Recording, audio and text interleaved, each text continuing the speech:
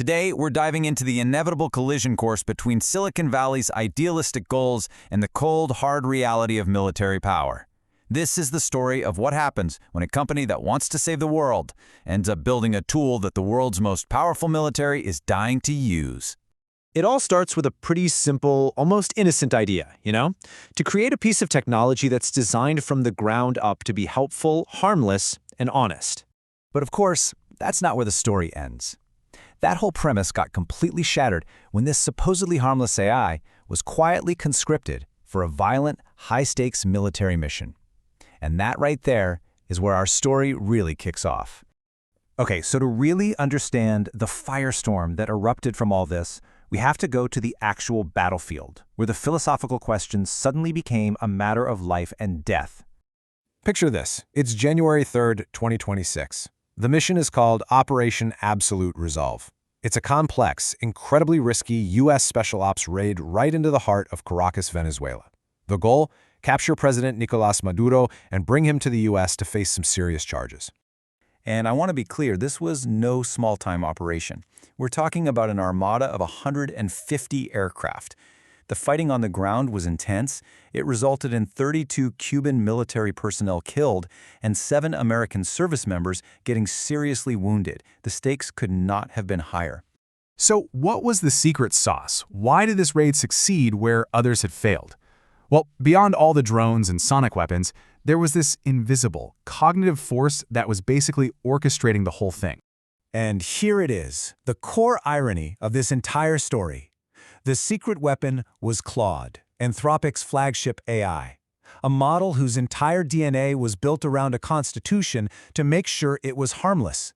And it had been used to build a pattern of life on Maduro, to analyze satellite images, and to help plan the entire decapitation strike.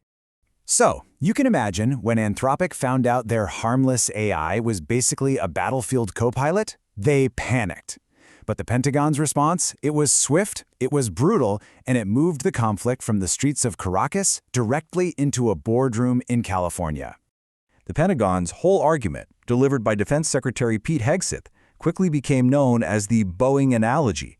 His point was brutally simple. Once the military buys a tool, the company that made it doesn't get to say how it's used, period. But here's the thing.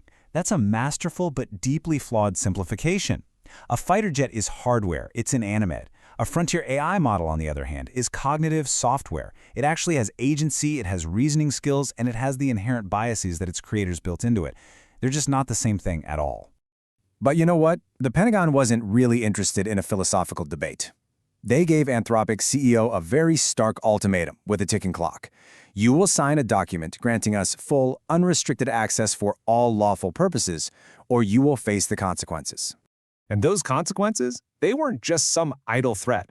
The Pentagon had a whole arsenal of punitive measures ready to go, designed to financially cripple Anthropic and pretty much destroy any chance it had of working in the public sector.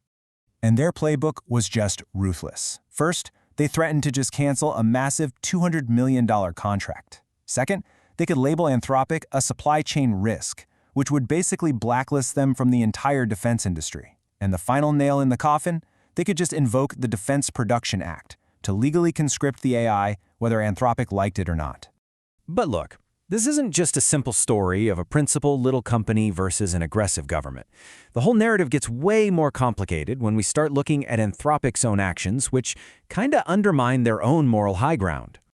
This timeline is just staggering. In 2023, Anthropic is pioneering this strict safety policy, but then on February 24th, 2026, they quietly weaken it, admitting they had to do it for competitive reasons. Now get this, that was the exact same day their CEO was in the Pentagon getting this ultimatum. I mean, how can you expect the military to respect your red lines when you yourself are busy erasing them? Anthropic's whole moral struggle might have meant a little more if they were the only game in town. But, well, Silicon Valley is filled with other players who are more than eager to take their place. So while Anthropic was hesitating, their competitors just pounced.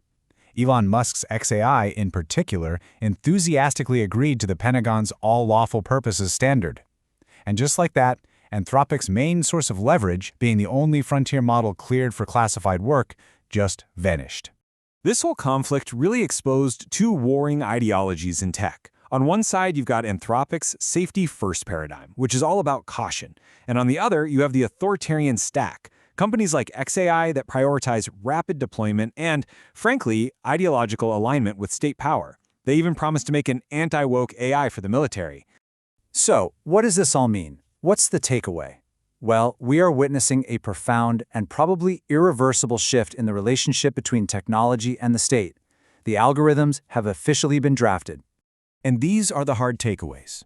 First, the idea that a tech company can set meaningful red lines on how the military uses its products, that's over. Dead. Second, AI safety is now seen as a vulnerability in military contexts, not a feature. And third, the government has basically asserted its right to seize control of private cognitive architecture, code, whenever it decides it's necessary for national security. And this quote really brings us to the core, inescapable lesson of this whole affair. Anthropic tried to pull off an impossible balancing act. They wanted the prestige, they wanted the money from these big government contracts, but they didn't want to get any blood on their algorithms. But as this quote makes brutally clear, in the world of national defense, that's a line you just can't walk.